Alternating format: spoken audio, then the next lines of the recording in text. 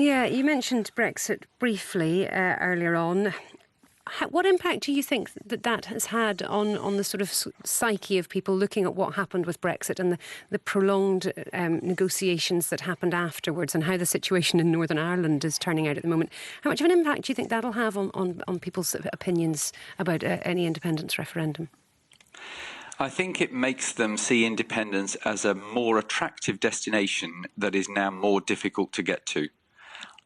Because the central message of much of what has happened post-Brexit is about the difficulties of changing borders and of arranging things where your major trading partner now wants to have a different set of regulations, customs rules, and so on, now wants a different model.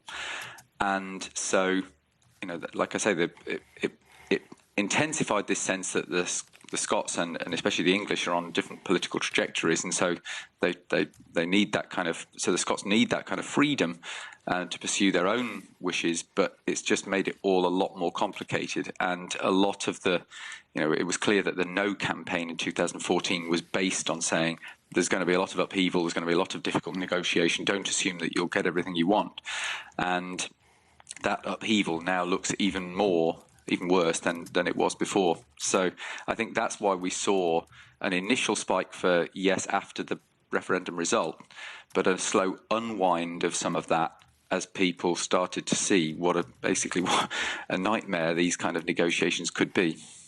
Rob, good to talk to you this morning. Thank you very much indeed for coming on. Rob Johns there, Professor of Politics at Essex University and Principal Investigator on the Scottish Election Study of Politics.